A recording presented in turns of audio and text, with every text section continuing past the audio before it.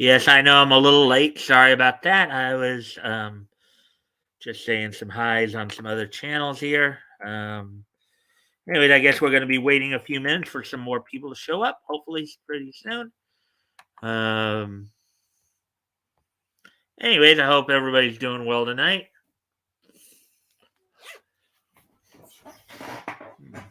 Guess I need to see if I can go remind some people that I'm on.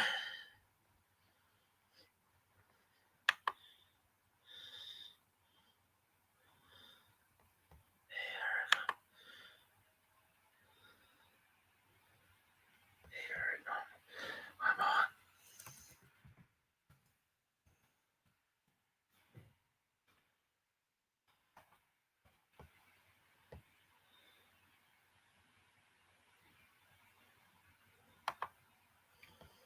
All right, so let's see as we continue to wait for people to show up. As always, of course, I do appreciate any and all likes and shares. So if you guys help out with that, that'd be appreciated. Um, Anyways, we're just waiting for some more people to show up. La dee dee da dee da, la dee dee. All right. Anyways, I'll be right back. I'm gonna go. Just gotta step away from the computer for a moment. I'll be right back.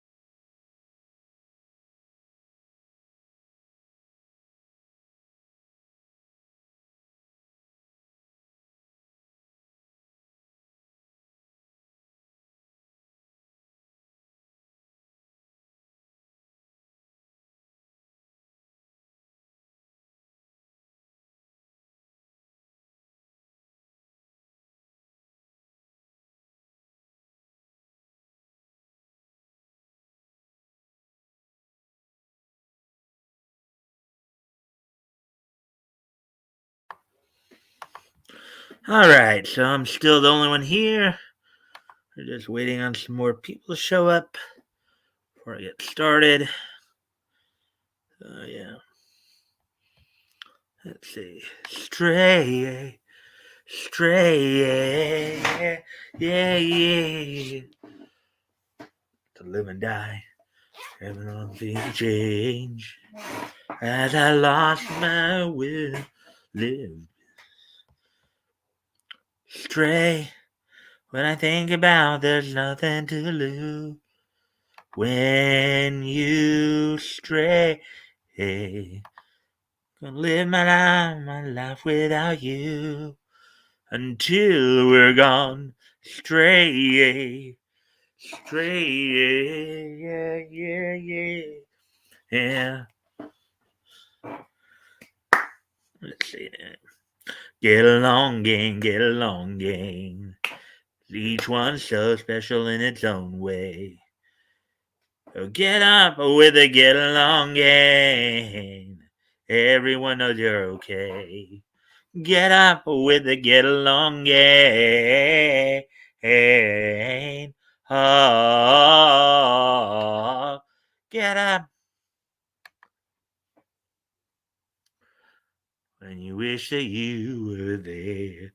Just close your eyes and make believe, and you can be anywhere. Muppet, Muppet, Muppet, Muppet, babies, babies, babies, babies, gaga goo. Flintstones, meet the Flintstones. Have a yabba dabba do time. From the town of Bedrock, there's a place right out of history. That's right, with the family down the street. Rudolph, the courtesy of Fred the Heap. When you're with the Flintstones, have a yabba dabba do time. A dabba do time. We'll have a gay old time.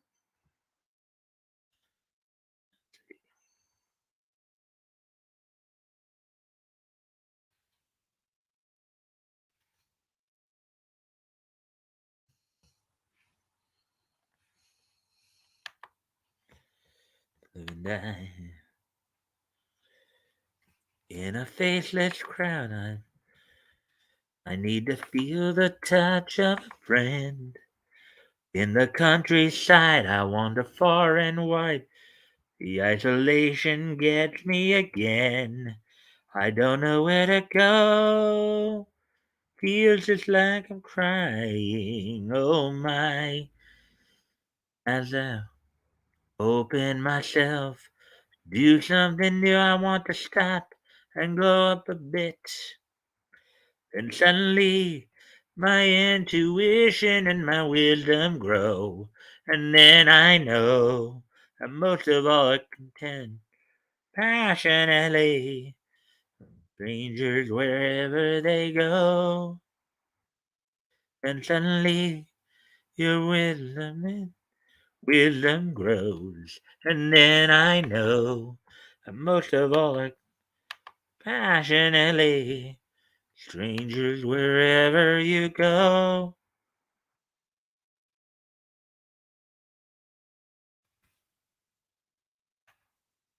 Oh, hey, Toys, there you are, lurking. Okay.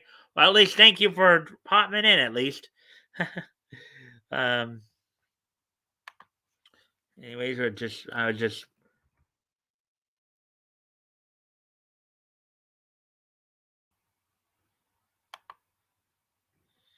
All right. So anyway, okay. So we're coming up on 8 minutes here. So I guess it's a good time to start going over what we'll be covering tonight.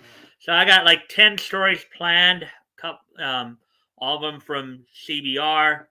Couple of DC stories, including I guess how they're going to celebrate Black History Month this month, as well as some news on the Peacemaker solo series from way back when.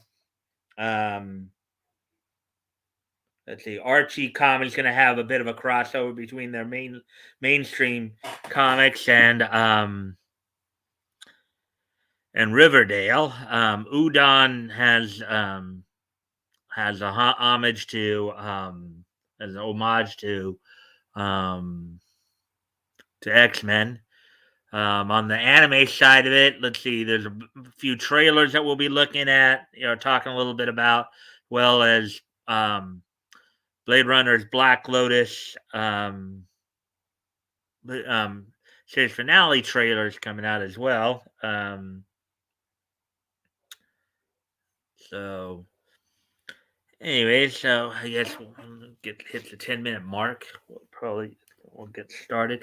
Oh, and some artwork, of course, from some from some Dragon Ball and Jutsu Kaisen as well. We'll probably be looking at. So, anyways, as we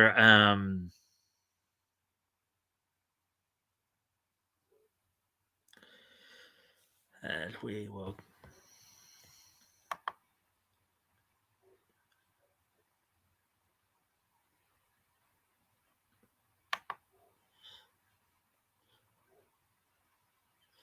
Okay, so when we hit the 10-minute mark, that's when we'll get going here. So I might as well get to sharing the screen then.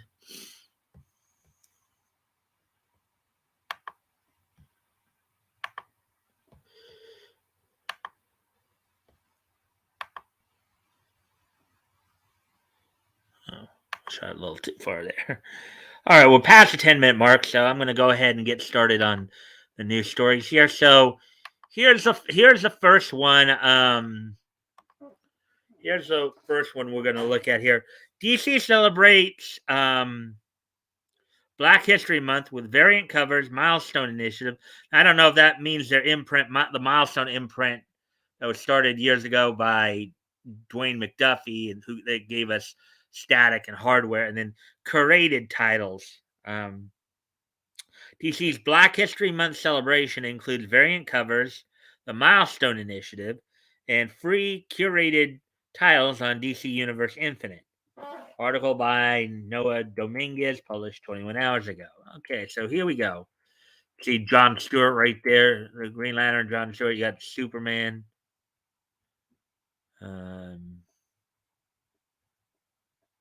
That might be Blue Devil on the.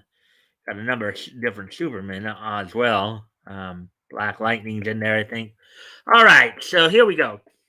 With February officially underway, Burbank-based comic book publisher DC has detailed its plans for Black History Month 2022. First and foremost, DC has offered more details on the Milestone Initiative, which it first announced during the 2021 edition of the DC Fandom Virtual Convention. Launched in association with Ally, the Milestone Initiative was created to quote, identify, develop, and mentor aspiring comic book professional of color. Okay, now, excuse me a moment. I got to step away from the computer as Chloe seems to be acting up, so I need to go tend to her. I'll be right back.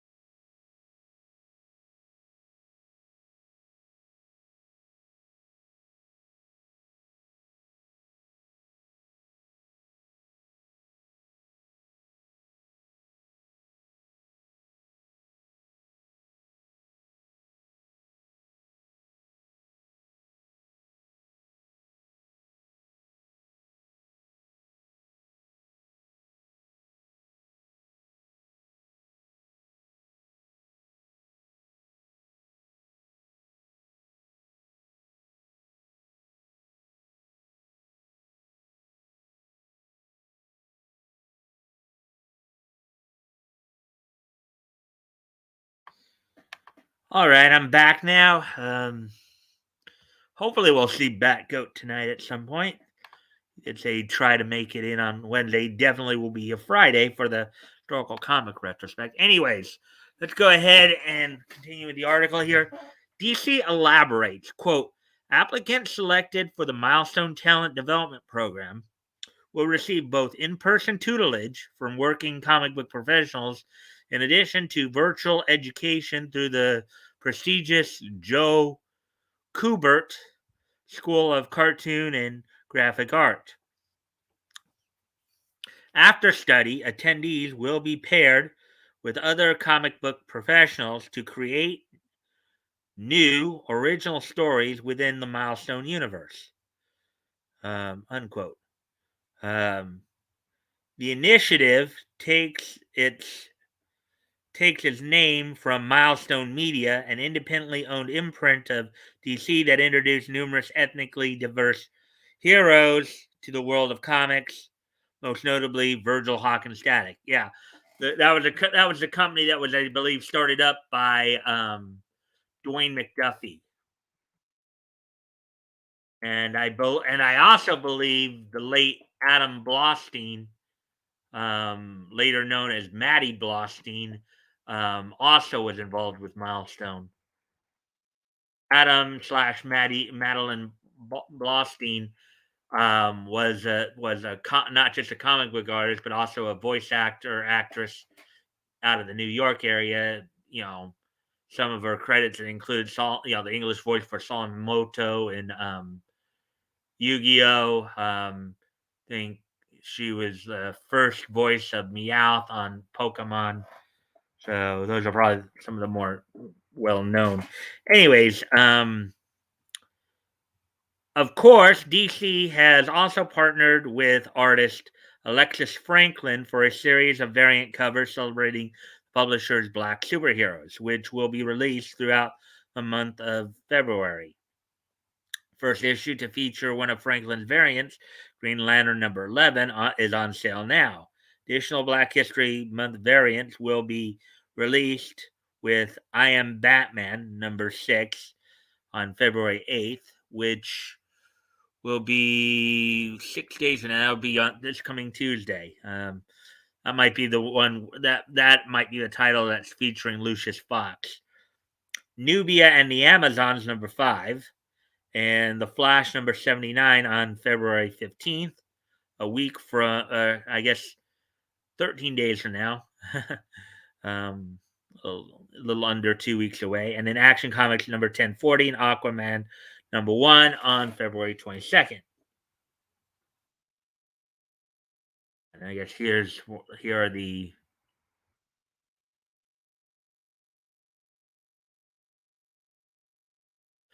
that's interesting. So you got John Stewart who isn't wearing a mask, and you got the one girl there who the other I guess Green Lantern who is wearing she's making a mask out of the power of her ring. This is that's the new Batman, Lucius Fox or Lucius Fox Jr.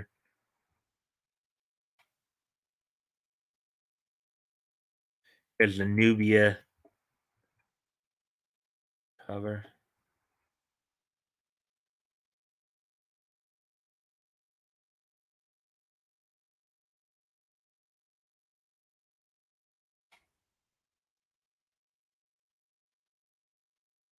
There you yeah. Finally, the DC Universe Infinite digital subscription service will feature, quote, a free selection of curated titles, unquote, centering on DC's Black superheroes. Readers can visit DCUUniverseInfinite.com for more information about starting a free trial. Meanwhile, the DC shop is, quote, also spotlighting fan items, unquote, based around these heroes. There's something right here.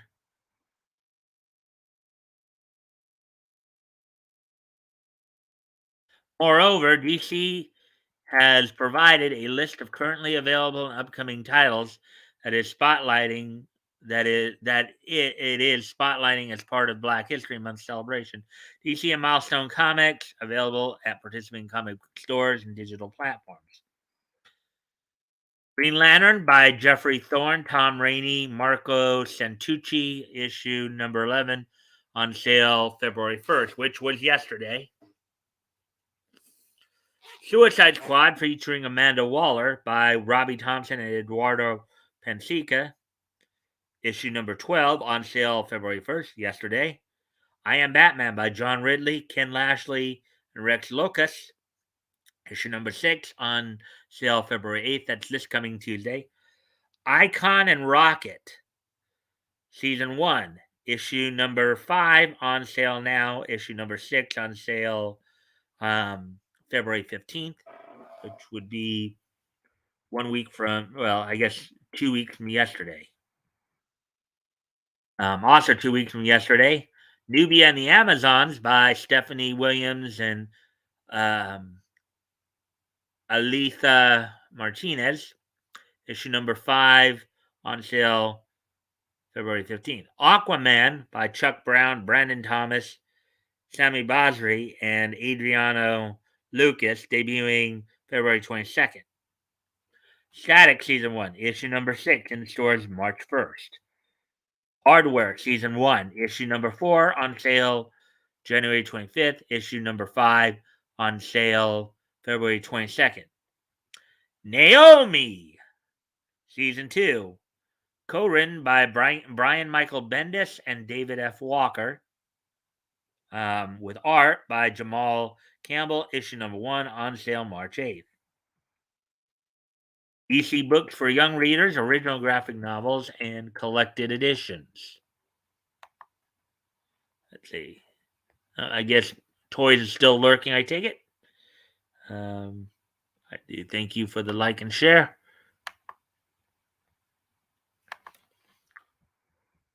Milestone Compendium 1 on sale February 1st. Represent on sale February 1st, which was, of course, yesterday. Batwing Luke Fox on sale February 15th, which is 2 weeks from yesterday. The Other History of the DC Universe by John Ridley, Andrea Cucci, and Giuseppe Camuncoli. Available now. Green Lantern John Stewart, a celebration of 50 years. Available now. Mr. Miracle, The Great Escape by Varian Johnson and Daniel Isles. Available now. R Sector by N.K. Jennison and Jamal Campbell. Nubia, Real One by L.L. McKinley and Robin Smith. Available now.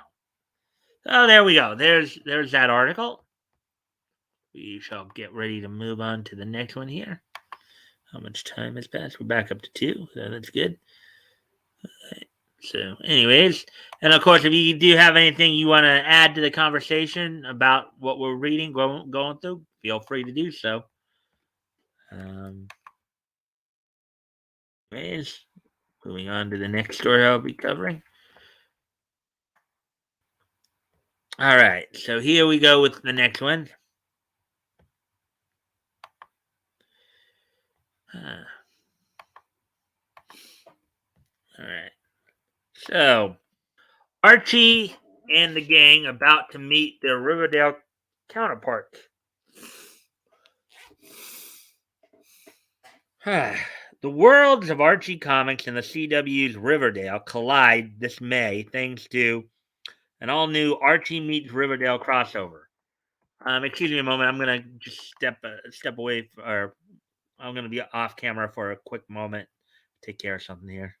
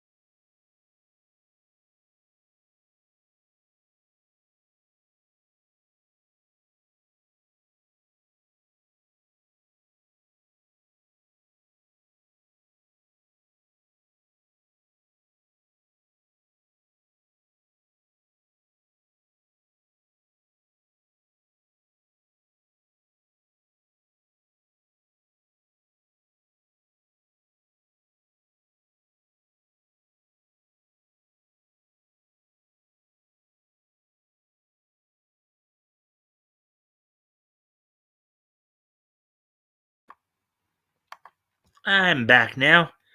Anyways, let's get into this article then. Okay, and we already read that part. Article by John Arvidon, published 9 hours ago. Hey, that guy's got my good looks. Uh, oh yeah, yeah, okay. A new crossover is bringing the characters from Archie comics face to face with the characters from Riverdale. Written by Daniel Kibblesmith, with art by Pat and Tim Kennedy, Bob Smith, Matt Herms, and Jack Morelli. Archie Meets Riverdale #1 is a one shot that blends Riverdale with the comic books that inspired the hit CW drama. Quote, some of the best fun we have here at Archie Comics is when we take two wildly different concepts and jam them together and watch the chaos unfold afterwards, unquote. Archie Comics editor in chief, President Mike Pellerito said, before I go on, I've got it sounds like Chloe's barking again. I'll be right back, guys. Sorry about this. Ah.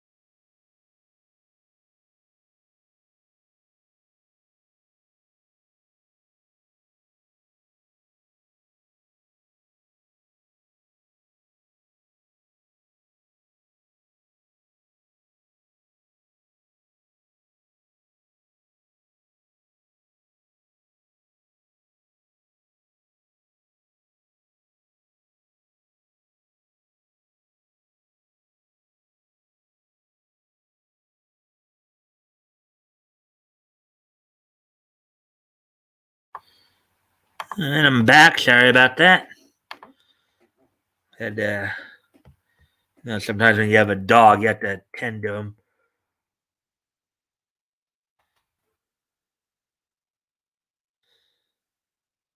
Anyways,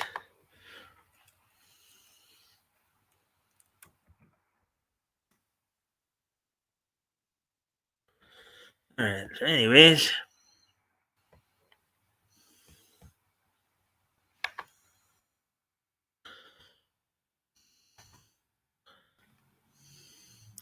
all right. Getting back to the article here.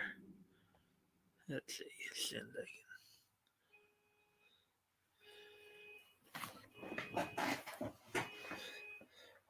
Archie Comics editor in chief, President Mike Pellerito, said, the quote, the cult classic Archie Meets the Punisher crossover from the 90s is a great example of taking two things that couldn't be further apart in terms of tone and delivering a story that stands the test of time while holding true to both franchises.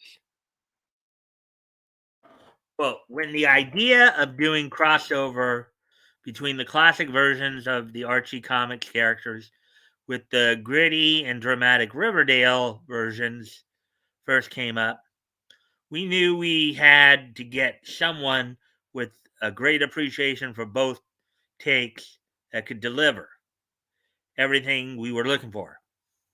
We're so thrilled to have Daniel Kibblesmith on board. And together with Archie veterans Pat and Tim Kennedy, they've put together a story that is about is about which is an absolute must-have for all Archie comics and Riverdale fans. Unquote. Let's see. Quote: When Mike Pellerito asked me if I wanted to write the inevitable crossover between the comics and the show, one, I couldn't believe that it hadn't been done already. Two, I couldn't believe that I was going to get to be the person to write it, unquote, Kibblesmith added. Quote, my dream is that this will be some longtime Archie readers' first comic in a long time, and some Riverdale fans' first comic, period. I love Archie comics, and I love Riverdale, and I love that Archie comics are so malleable that they can become something like Riverdale. I also love that something as seemingly quaint as classic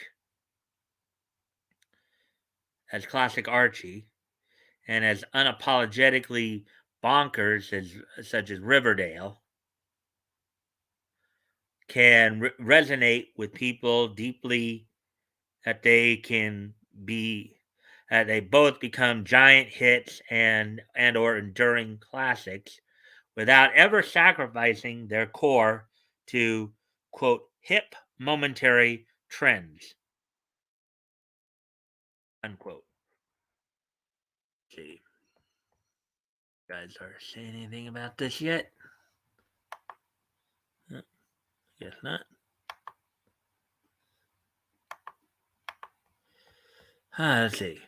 Created by Roberto Aguirre Sacasa, Riverdale premiered on the CW in 2017 and was renewed for season 6 in February 2021.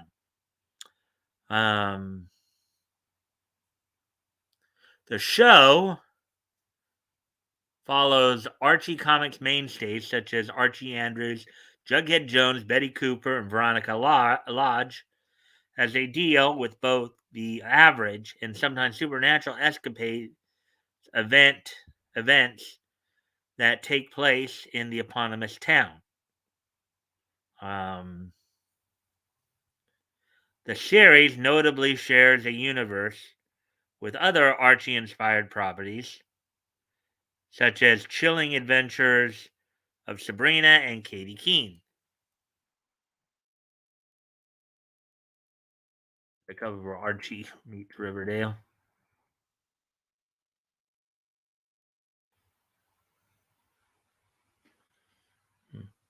Yeah, you can tell kind of the difference between the older style comic version and kind of the more like modern version there. Or even in hairstyle and all that as well.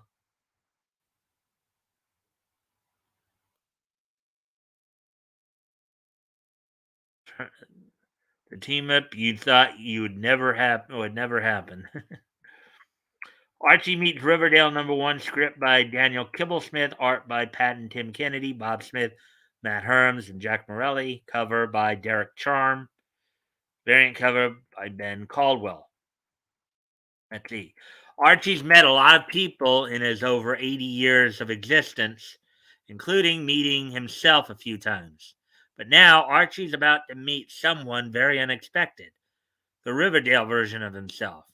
That's right. See what happens when Archie and all his pals and gals in his good old hometown of Riverdale come face to face with the slightly more serious television counterparts in this hilarious one shot by Emmy nominated writer Daniel Kibblesmith, Loki, Black Panther versus Deadpool, Netflix's Inside Job, and fan favorite Archie artist Pat and Tim Kennedy, Jughead, the Hunger, Life with Archie. On sale May 11th, 32-page full color comic, $3.99. Gee, so here's like this could be the alternate.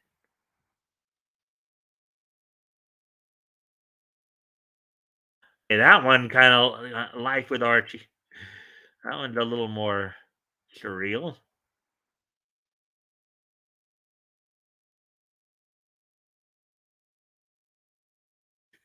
Losing people.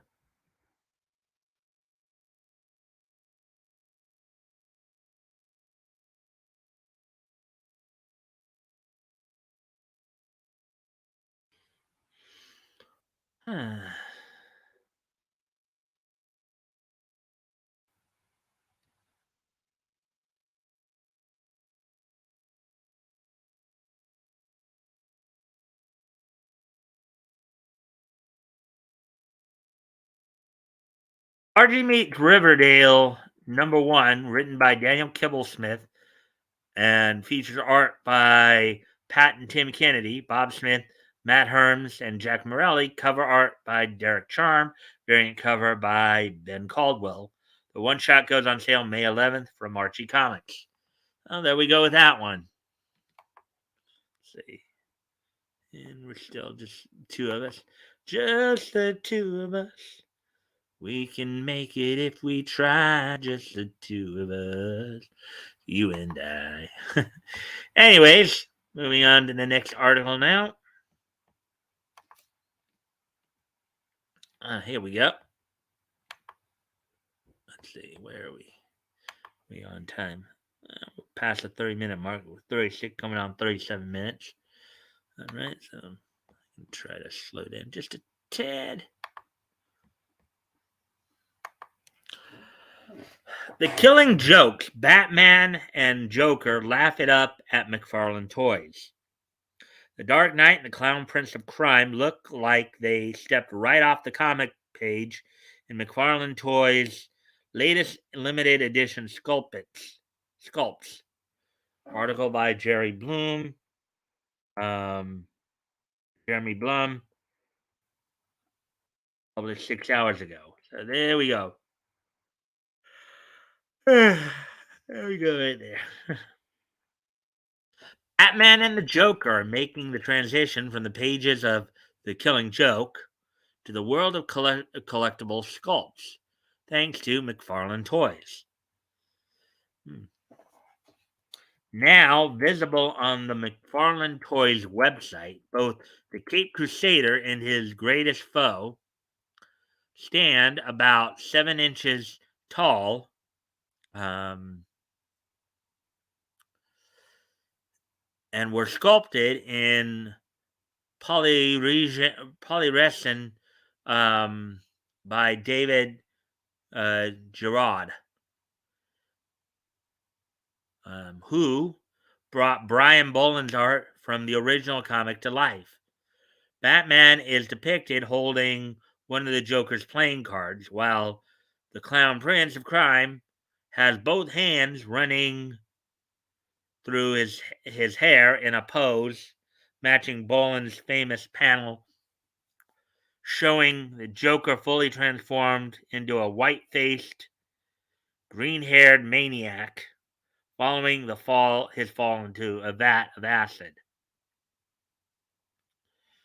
Both statues are only available in limited quantities of 5,000 and features hand-numbered bases. So there's the one statue right there.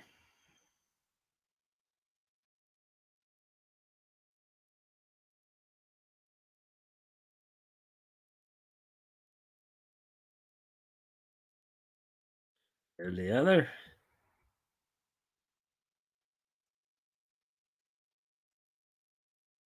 Close up there. Okay.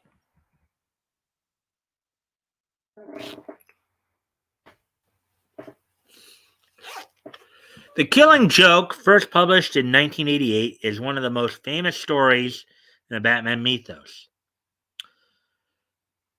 Written by Alan Moore, it offers a potential origin for the Joker, portraying him as a struggling stand-up comedian who became involved in criminal activities to provide for his pregnant wife. Over the course of a botched heist, the man who would become the Joker suffers, quote unquote, one bad day that results in him taking on the appearance of a clown and losing his sanity.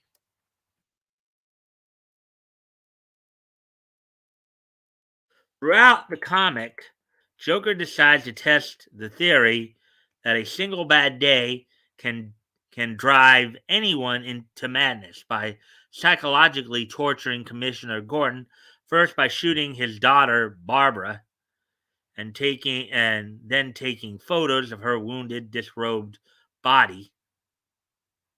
The Killing Joke has garnered, so basically after he shoots her, he strips her down. That's basically Killing Joke has garnered controversy over the years for its treatment of the original Batgirl, who was confined to a wheelchair for years. In the comic books, as a result of spinal injury she suffered from Joker's bullet. Barbara ultimately devised a new identity for herself as the hacker Oracle and regained the use of her legs at the start of DC's New 52 reboot. The Killing Joke was reissued in a new 20th anniversary colored edition in 2008 with the colors chosen by Boland himself. This edition removed the neon bright hues of the original, which were chosen by colorist John Higgins. For a more muted look, it also tweaked the appearance of Batman's costume, removing the yellow oval around his an unadorned bat logo. McFarlane toy sculpt of the Dark Knight follows the 2008 redesign. Both Batman and Joker are now available for pre-order, with both statues costing $99.99 each. So about $100 each, basically. So they are expected to release in late March. There we go with that one. All right, let's see. Any comments? Nope. And I'm the only one here now.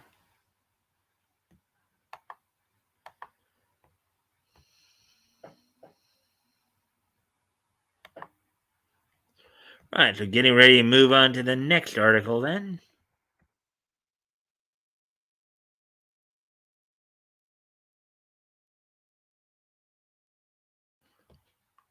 All right.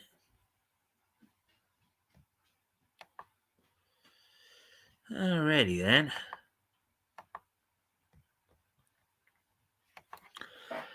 Peacemakers' only solo DC comic series is now available to read for free.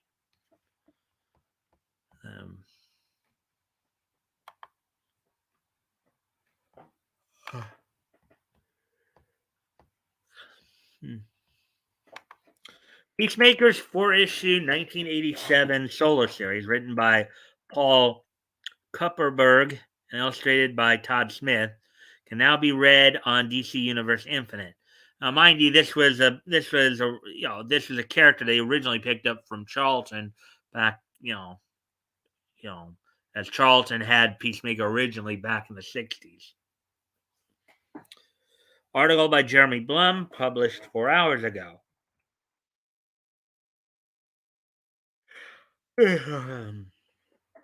Peacemaker's only solo series under the DC Comics banner is now available for reading on DC Universe Infinite, offering new fans of the jingoistic character the chance to discover some of his early comic adventures.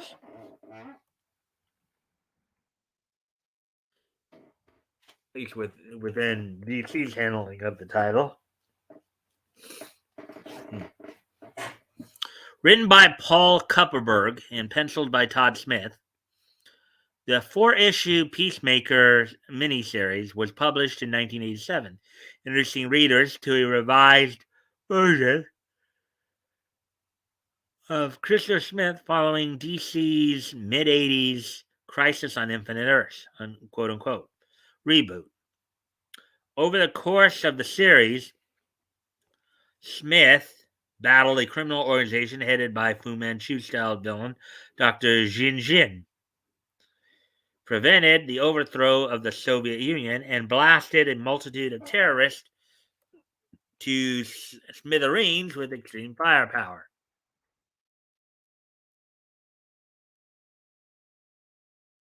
Let's see now. The Peacemaker presented in the series differed from its prior portrayal at the hands of Charleston Comics, publishing company that introduced the character in the pages of 1966's Fightin' 5 issue number 40, before spinning him off into a 5-issue solo series. Peacemaker's general characterization as an overly patriotic diplomat who loved peace so much that he was willing to use lethal force against dictators remained the same, but Christopher Smith's mental state became fraught with turmoil.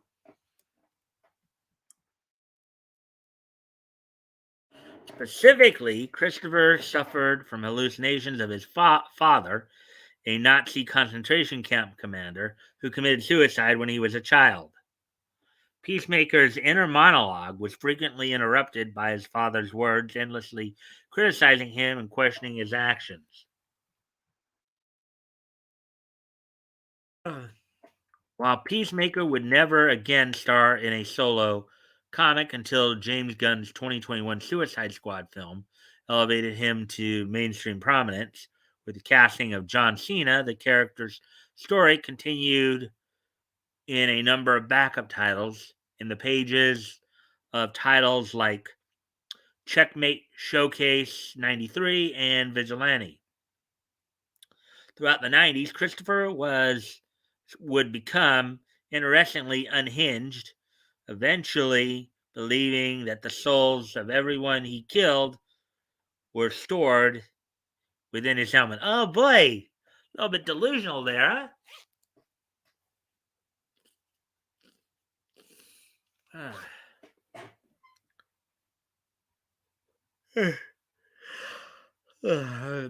Following a brush with death, Christopher went on to become a mentor figure to the third Blue Beetle, Jaime Reyes, um, in the 2000s.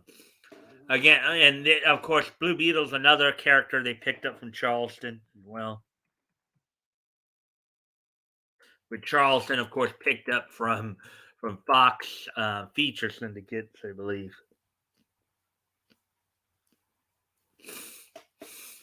Anyways, in the world of comics, Peacemaker currently plays a prominent role in the newest Suicide Squad. He also stars in his own DC Black Label one-shot, Peacemaker Disturbing the Peace, which has once again revised the character's origins, now presenting him as the victim of a traumatic childhood who turned to violence as a means of survival. Cena continues to portray the character in the ongoing Peacemaker television series, now streaming on HBO Max. There we go. We got one more comic. Excuse me a moment. I'm gonna go off camera here in a sec here since I'm gonna step away. I'm gonna go off camera for a moment. I'll be right back.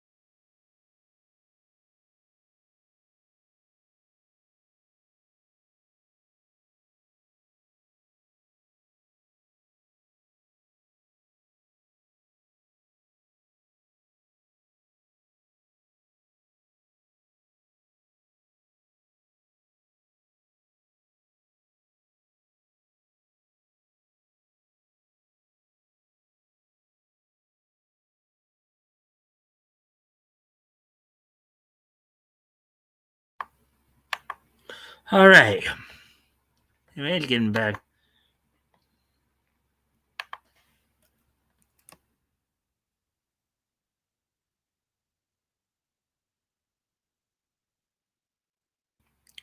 All right, there we go. I'm back now.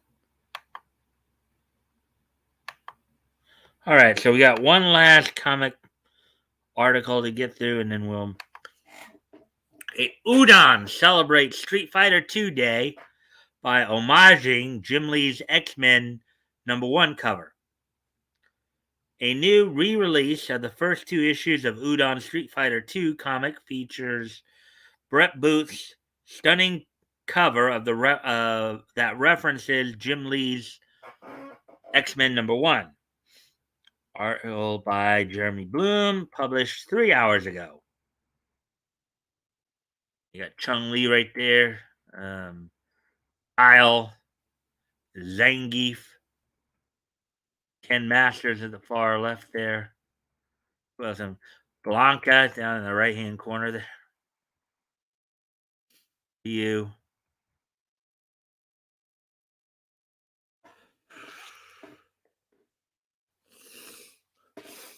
Anyways, okay. Udon Entertainment is repackaging the first two issues of their Street Fighter 2 series in a stylized cover that directly references one of the biggest 90s comics of all, Jim Lee's X-Men #1.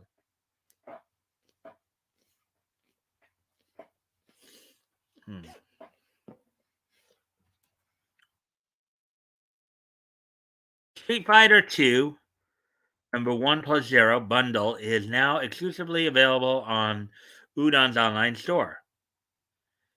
Both issues come with a connecting cover illustrated by Brett Booth, Gunslinger Spawn, The Flash, and when the covers are placed alongside each other, they show a whole array of Street Fighter 2's roster, including Dhalsim, E. Honda, Ken, Guile, Chung-Li, Zangief, Blanca, Ryu, and the villainous M. Bison.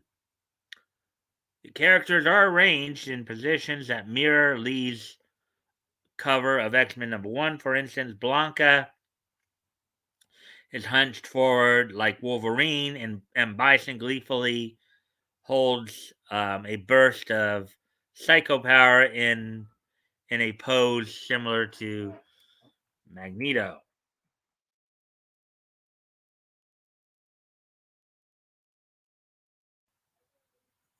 I guess there's the full look there.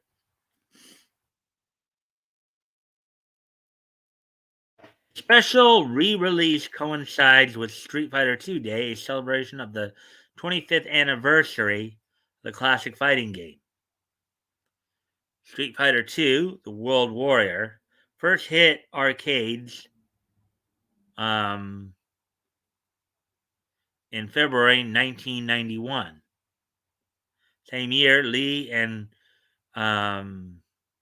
writer Chris Claremont's X-Men relaunch. 25 years ago, huh? That'd been like 5 years ago. For the 25th. Let's see. Featuring a selection of international characters, unlike any seen in prior martial arts themed video games. The title went on to define the fighting genre with a colorful roster, special moves, and multiple iterations in both the arcades and on home consoles. From Street Fighter 2 Champion Edition, Ultra Street Fighter 2, the final challengers.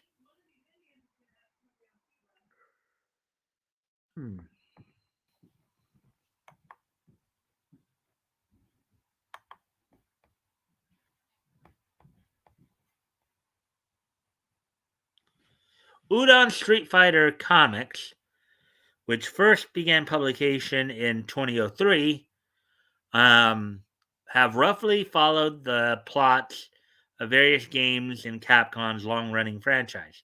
Street Fighter II Number Zero features Ryu reflecting on his fighting education with friendly rival Ken and the death of his master Goki.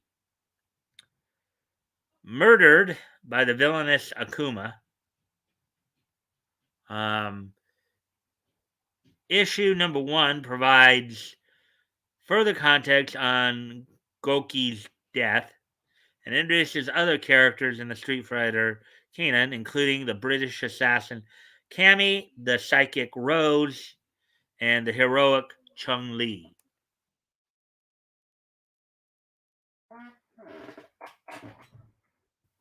Street Fighter is not the only comic franchise to recently reference Jim Lee's X-Men art. Last August, Scott Pilgrim creator Brian Lee O'Malley drew a swimsuit print celebrating 17 years of his fan favorite series. The print features Scott Pilgrim characters relaxing at a pool, all in the same casual poses assumed by Marvel's famous mutants in a collectible poster included in X-Men number 1. The Street Fighter II number 1 plus 0 bundle is now available for purchase, and those who order both will receive a copy of Udon Street Fighter Classic Fighters Destiny Trade paperback for free. There we go. There we go with that one. So that's the last of the comic articles that we'll go through. Get over to the end. Let's see where we're at on time here. 57 minutes. So we're just coming up on an hour. So it looks like we're making good time, it would seem.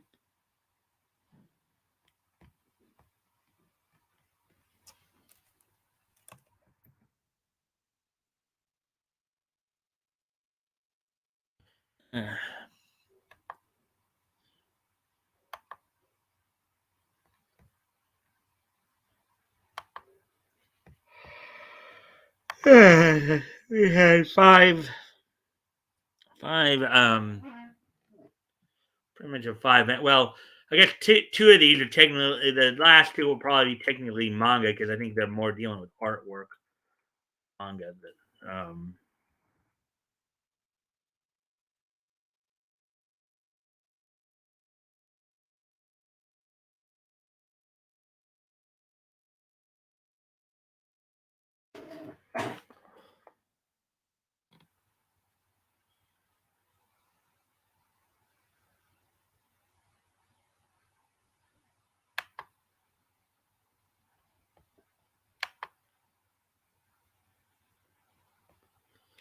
all right. So, anyways, moving along here.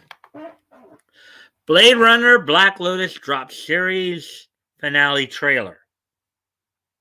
Blade Runner Black Lotus gets a series finale trailer offering a glimpse at Elle's upcoming face-off against her deadliest opponent yet. Article by Hansini Wasalamudalige, published 13 hours ago. And of course, Blade Runner Black Lotus has been, of course, being shown on Toonami Saturday night, Sunday morning. So, Crunchyroll released an exclusive clip from the series finale of Blade Runner Black Lotus ahead of the upcoming premiere. The trailer depicts the show's protagonist, Elle, finally meeting her creator after fighting her way to the top of old Tyrell headquarters. Before she has a chance to ask questions about her mysterious past identity, however, Elle is intercepted by the mysterious water lily, another one of her creator's replicants. The two engage in a heated battle, their blades clashing as they viciously fight around the compound.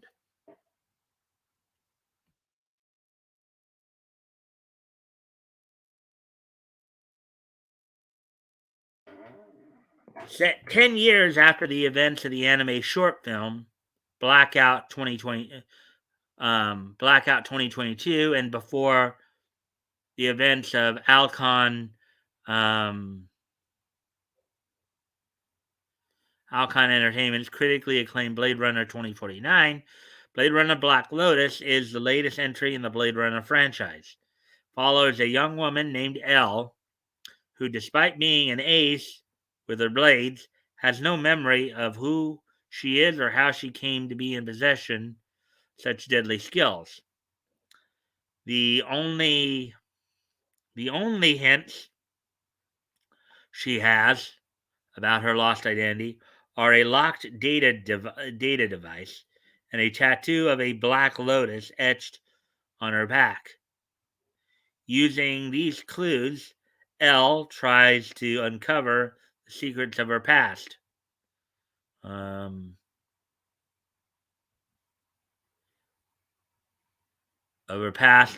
by tracking down those responsible for her creation. Hmm. Hmm.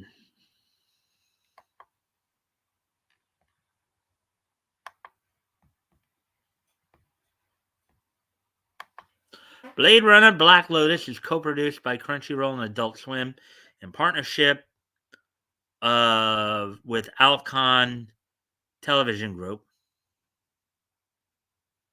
which acquired the rights to the Blade Runner franchise. In 2011, unlike most other anime series, Blade Runner Black Lotus forgoes traditional 2D animation and uses CGI instead. The show is co-directed by Shinji Aramaki, Evangelion, Another Impact, and Kenji Kamiyama, Ghost in the Shell, and Lone Complex, with Shinichiro Watanabe of Cowboy Bebop and Samurai Champloo fame serving as creative producer.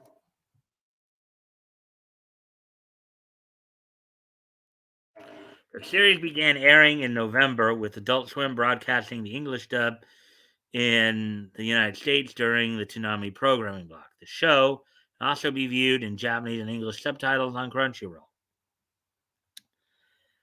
The cast of Blade Runner Black Lotus is just as talented as its crew, with the English dub boasting voice talents such as The Matrix Resurrections, Jessica Henwick, Will Yoon Lee, The Good Doctor, Josh Duhamel, Jupiter's Legacy, and Brian Cox, The Bourne Identity. The Japanese voice cast features the likes of Arisa Shida, Yu-Gi-Oh! Arc V, Takako Honda, Naruto, Takahito Koyasu,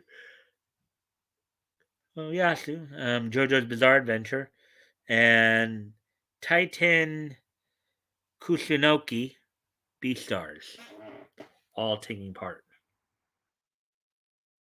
Final episode of Blade Runner Black Lotus premieres 9 p.m. Pacific time on February 5th on Crunchyroll and Adult Swim. All right. February 5th, so that's this Saturday. So I'm guessing that might be. So they're saying that the finale is coming up this Saturday. That'll be interesting. It'll be interesting to see the. I'll look something up here real quick.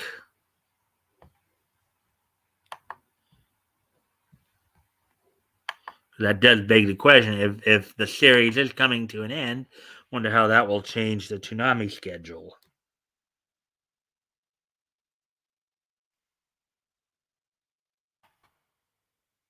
Just checking real quick.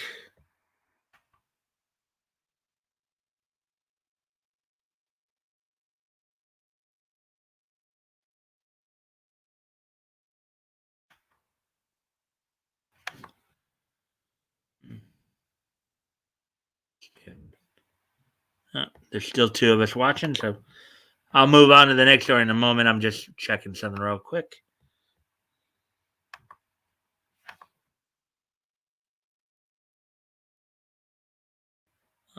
So, all right. That should tell. Alrighty then. So let's go ahead and move on to the next article then.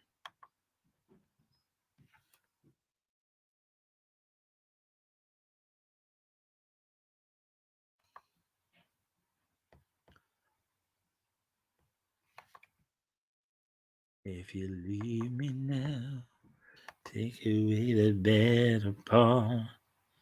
All right, so here we go. One Piece's live action remake begins filming. Netflix and producer Steve Maeda share new behind the scenes images as a live action version of the Straw Hat Pirates adventures begin filming. Article by Michael Lacerna, published 12 hours ago.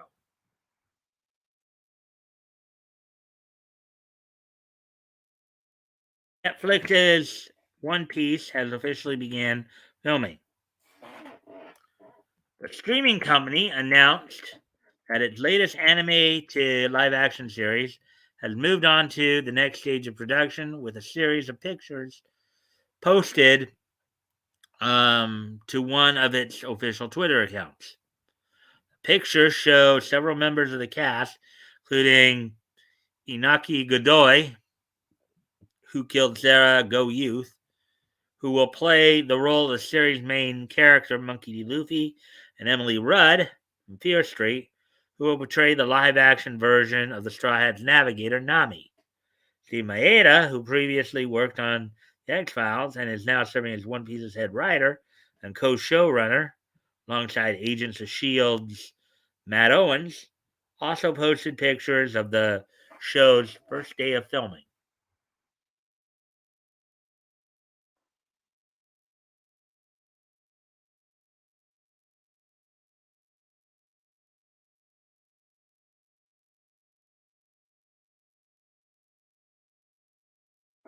The live-action One Piece was first announced in 2017. The series is being produced as a collaboration between Netflix and Tomorrow Studios, the production company behind the short-lived Cowboy Bebop live-action series. In addition to Godoy and Rudd, the rebooted series will also star Boiling Point's Taz Skylar as the fighting chef Sanji, Japanese American actor Makenyu, who has already starred in a number of Japanese live action remakes of anime, such as Rurouni Kenshin Final Chapter and Shuhaya Furu, will portray the swordsman Roronoa Zoro. Jacob Romero Gibson, Greenleaf, and All Rise, will play the role of Usopp. Series creator Eiichiro Oda is serving as an executive producer on the new show.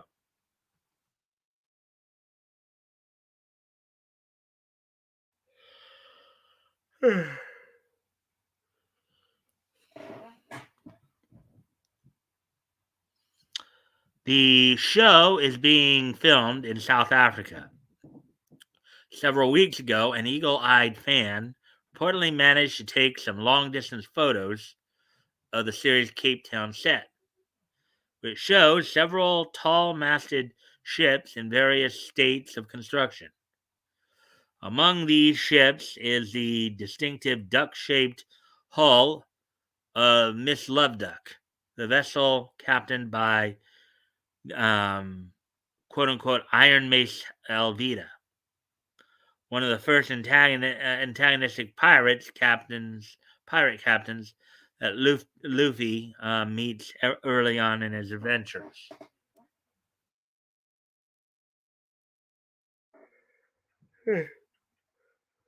Hmm.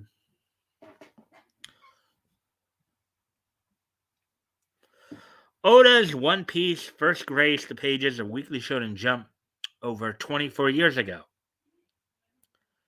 and is now the best-selling manga series of all time by a wide margin.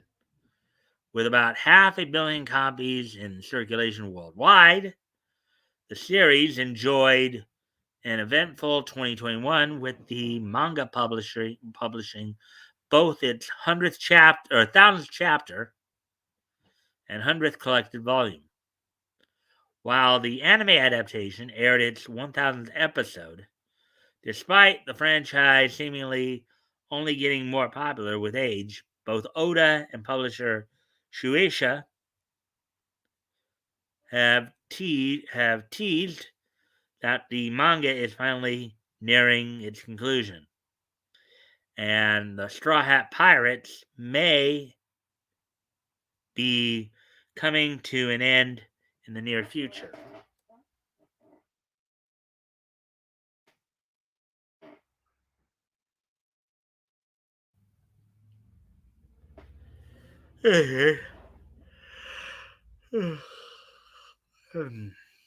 Oda's manga is available in English from Viz Media. Full anime series can be streamed from Funimation and Crunchyroll, while parts of the series are available on Hulu and Netflix. There you go with that one.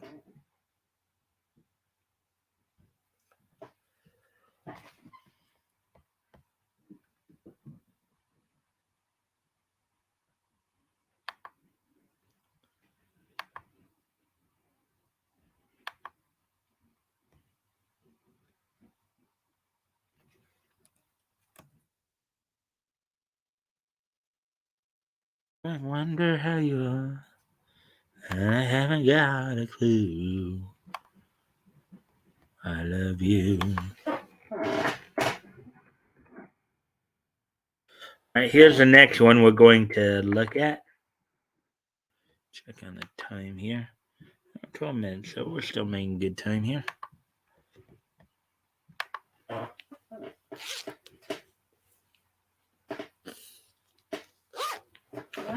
Attack on Titan, Yuri on Ice Studio reveals first trailer for Dance Dance Danseur anime.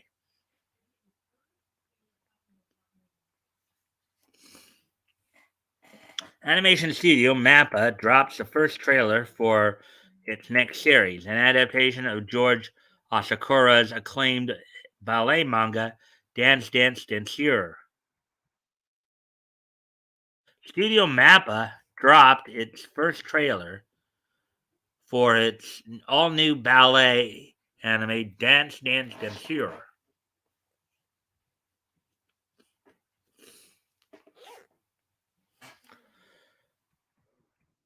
New trailer provides fans with an exclusive look into the upcoming anime by bringing to life many key moments from the Dance Dance Danseur manga.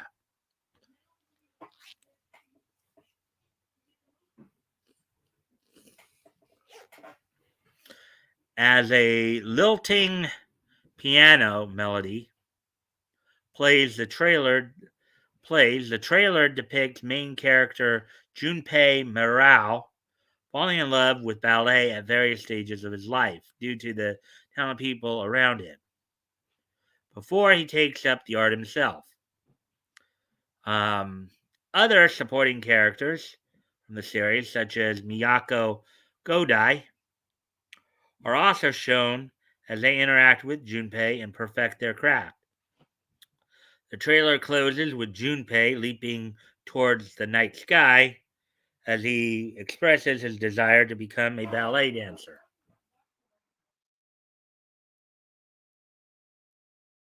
Anyways, excuse me for a moment. Gotta go away from the camera for a moment. I'll be right back.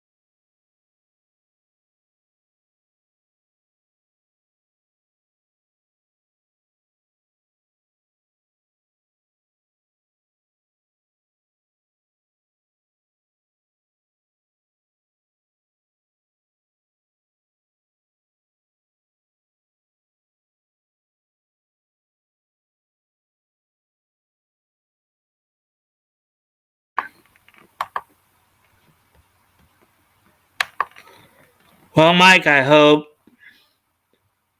the crew shows up. Yeah, no kidding. Actually, though, what's kind of funny, Toys, is that it would seem that things are slow just across the streaming board because I know RJ only had a handful of people tonight, and even Chris and even the Hero Shack crew noticed they were light tonight. So,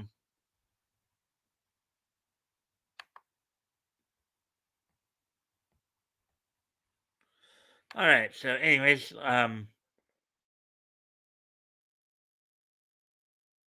right. So, continue on with this article then. George Asakura's Dance Dance Dancer has won the hearts of ballet enthusiasts everywhere since the manga began serialization in Shogakukan's seinen manga magazine Weekly Big Comic Spirits in September 2015. It tells the tale of Junpei Morale, whose life is forever changed when he sees a male ballet dancer take the stage during his sister's ballet recital.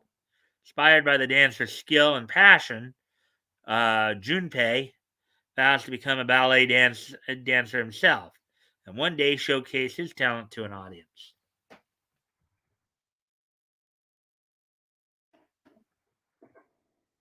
This dream is dashed, however, when his father passes away and Junpei decides to push aside ballet to take up more quote unquote masculine interests like martial arts instead. Ballet is never too far from though his mind though, and Junpei's passion for dance quickly reignites when Miyako Godai walks into his life, when she invites him over to her mother's ballet studio. While 22 volumes of the manga have been released in Japan, Dance Dance Desir's manga has yet to receive an official English translation.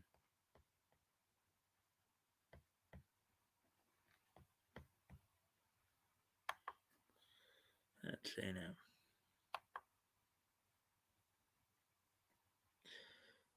Do you hear what I Do you hear what I hear?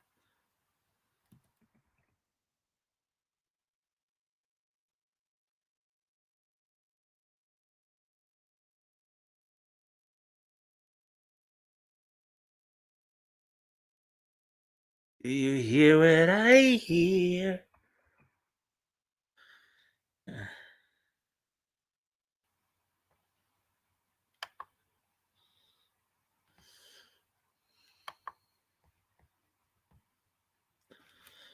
Let's see now.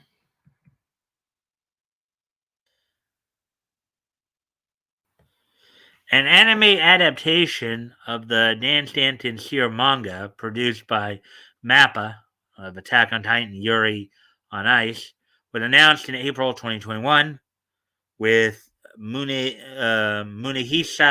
Sakai, Zombieland Saga, serving as director and Hitomi Hasegawa, Attack on Titan, as character design. Yoshimi Narita, I've always liked you, is in charge of writing the series scripts, while Michiro is creating music for the show.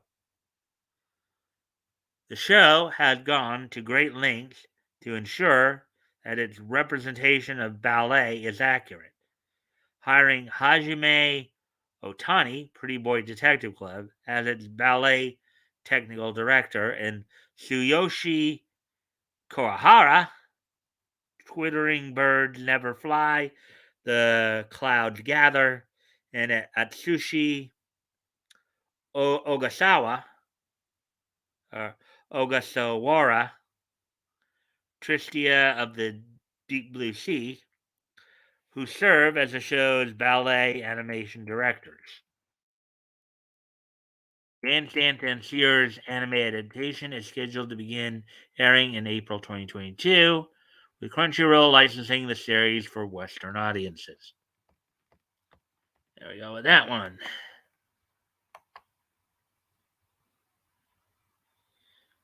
Let's see now.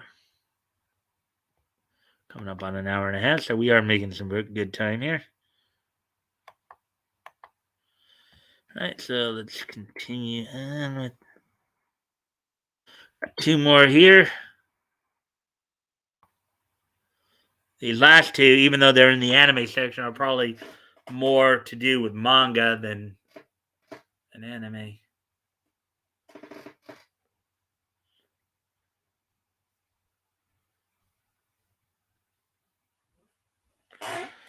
All right, Dragon Ball reveals new manga cover art from Sket Dance creator. The Dragon Ball Super Gallery project continues as Sket Dance creator Kenta Shinohara offers his take on one of Akira Toriyama's classic covers. Article by Michael Sturner, published 11 hours ago.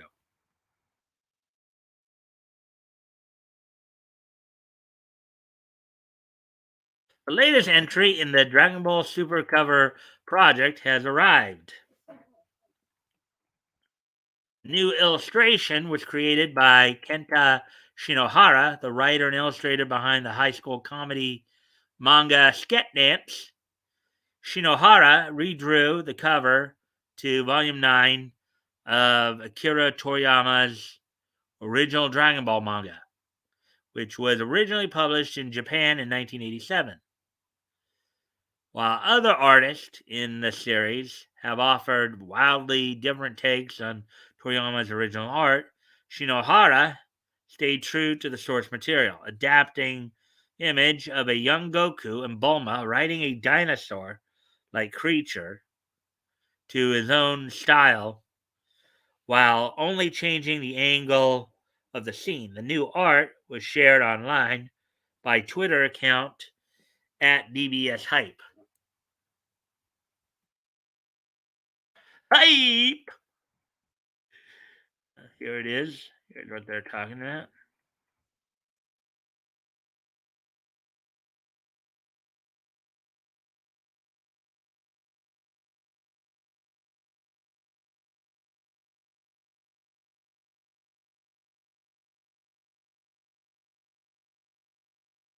Toriyama's original cover. Jump Comics, Dragon Ball. Yeah, so the slightly different angle there.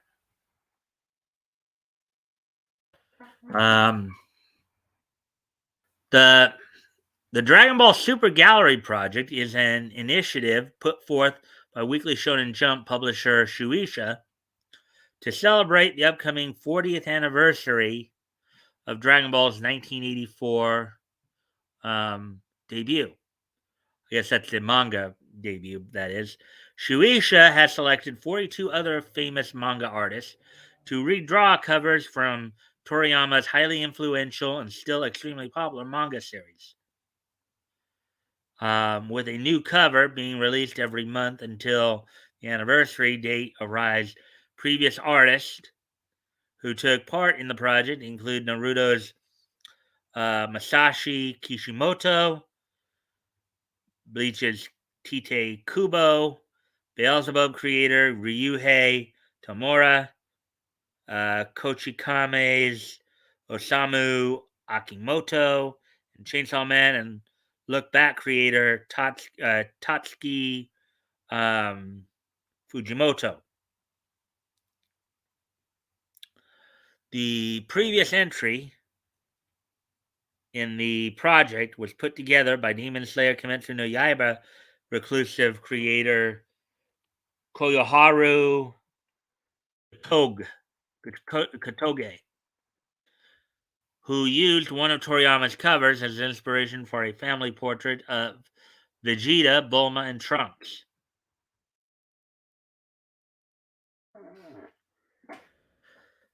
Shinohara is best known for his 2007 manga series, Sket Dance, which was also serialized through Weekly Shonen Jump. The comedy series told the story of a high school club whose members were dedicated to helping their classmates solve any problems, which actually is a common theme throughout. I mean, another example of that kind of theme, of course, is the Melancholy of Haruhi Suzumiya. Kind of same theory there, same theme.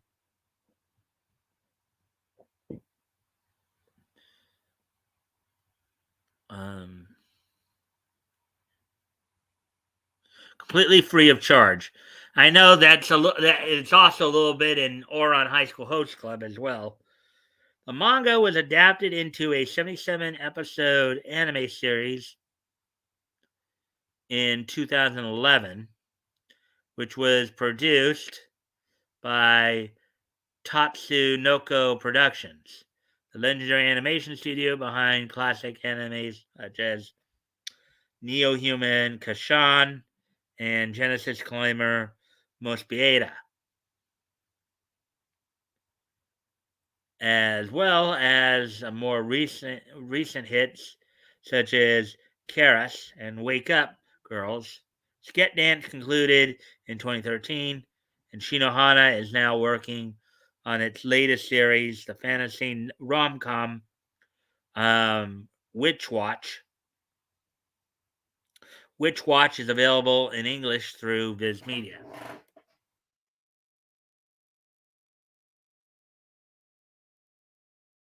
Dragon Ball, the third best-selling manga series in history, with over 260 million copies in circulation worldwide, Goku's adventures continue have continued with the there's a typo right there, grammatical error right there, with the ongoing Dragon Ball Super manga, which is still overseen by Toriyama and features art by his successor Toyo Taro. The franchise will release its newest movie, entitled Dragon Ball Super Superhero, in Japan this April, with an international release promised to come soon afterwards.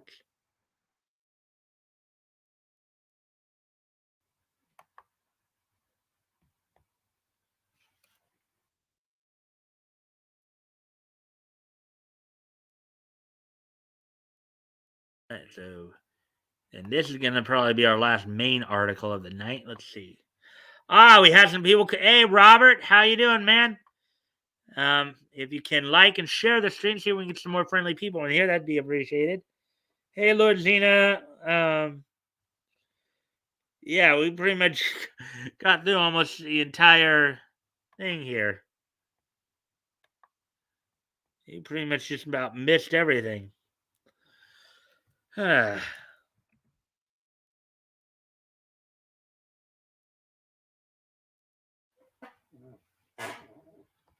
Anyways, as we're coming down to the end here, we're an hour and a half already. Anyways, we're on our last anime story here. Last anime manga story here. Jujutsu Kaisen Zero unveils new Satoru Gojo art. Jujutsu Kaisen Zero receives new art featuring fan favorites Satoru Gojo and Suguru Geto to promote the movie's theatrical release in Japan. Article by Dylan Desir, published 9 hours ago.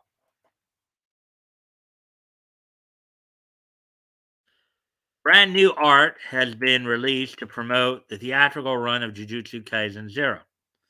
The visual board, drawn by MAPPA staff and released by Crunchyroll, shows Satoru Gojo and Suguru Geto standing with their backs to one another.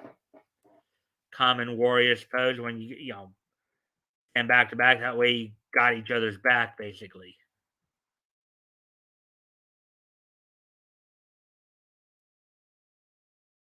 The visual board will begin its distribution on February 5th. That's this Saturday. The same day Jujutsu Kaisen Zero releases in 4DX and MX4D. 500,000 copies are being produced and will be gifted to Japanese moviegoers who catch the film in any format. Viewers who see the movie at any time until February 18th, which is 2 weeks from this Friday, can expect to receive a copy of the art. The visual books board marks the third theatrical benefit that fans in Japan have had the opportunity to receive.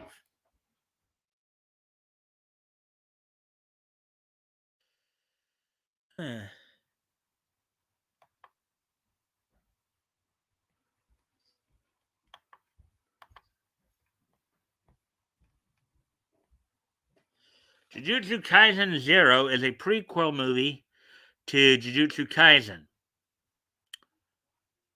The pivotal events of the film have an air of mystique, having been teased throughout the main story. It follows Yuka Okotsu, who is haunted by the ghost of his deceased childhood friend Rika. After being found by Satoru Gojo, Yuta begins training to become a jujutsu sorcerer to control Rika and help others. Produced by Studio Mappa and directed by Sung-Ho Park, the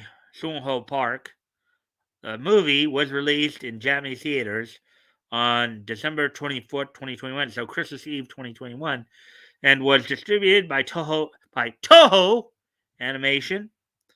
It had the second biggest opening weekend in Japanese box office history. After Demon Slayer, Kimetsu no Yaiba, the movie Mugen Train, having pulled in about $23.5 million, it became the 10th highest grossing film of all time in Japan with $85.1 million in box office revenue so far. Fans can catch the North American premiere of the movie on March 18th, courtesy of Crunchyroll and Funimation. The film will be available in subbed and dubbed in over 1,500 theaters. Should probably say subbed and dubbed.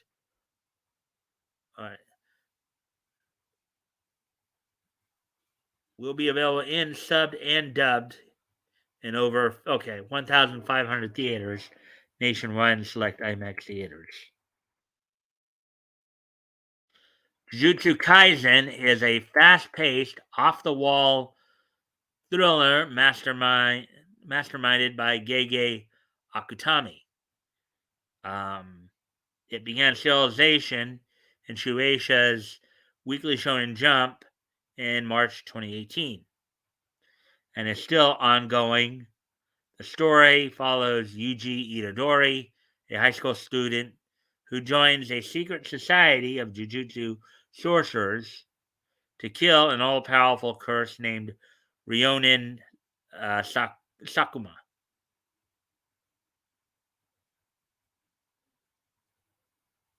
who now lives within him. Since its release, Jujutsu Kaisen has seen critical and commercial success. It has been nominated for numerous awards, including the Shogakukan Manga Award. The series has sold over 60 million copies worldwide, making it one of the best-selling manga of all time. In 2020, it received a 24-episode TV anime adaptation produced by Studio Mappa and ran from October to March of 2021. Fans looking to see Jujutsu Kaisen Jujutsu Kaisen Zero, can keep an eye out for tickets, which go on sale on February 25th. 3 weeks from this Friday, basically. Okay, so that's pretty much it for the articles tonight, guys.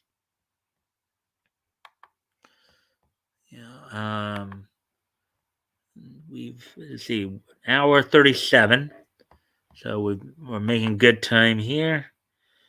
So it probably is a good time to start considering wrapping up. Um,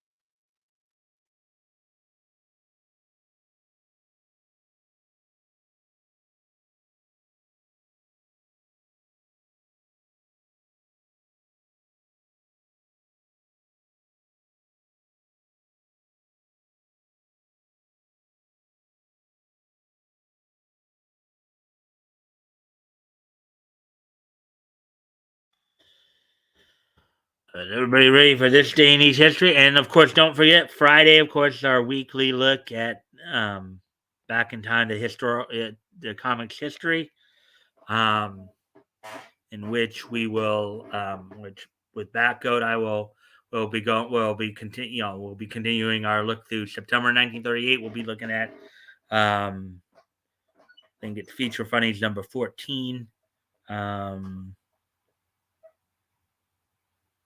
From Quality Comics. Looking at, of course, the features being the Clock and Black X. So, with that, is everybody ready for this day in each history? History! Let me just review some things. 1942, 1997, 2012. Okay.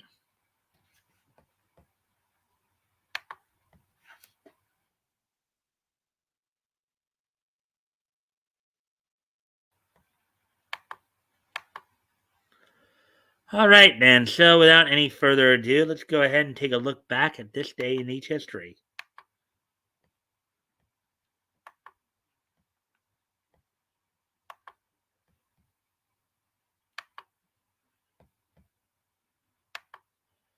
All right, so first off, we're going to head back 80 years ago today. As on this day, 80 years ago today, the 5th issue of Looney Tunes and Merry Melodies comics went on sale on this date from Dell Comics. Sold for 10 cents with 64 pages. So on this date back in 1942, and look, you see right there's kind of an early art of Porky Pig and Bugs Bunny there, I believe. So on this day in 1942, 80 years ago today, today being, of course, today being Wednesday, February the 2nd, 2022. Let's go ahead and take a look back at this day in each history. But on this day, 80 years ago today, the 5th issue of Looney Tunes and Merry Melodies comics went on sale from Dell Comics for 10 cents. It was 64 pages. So there we go with that one. Moving on to the next piece in each history.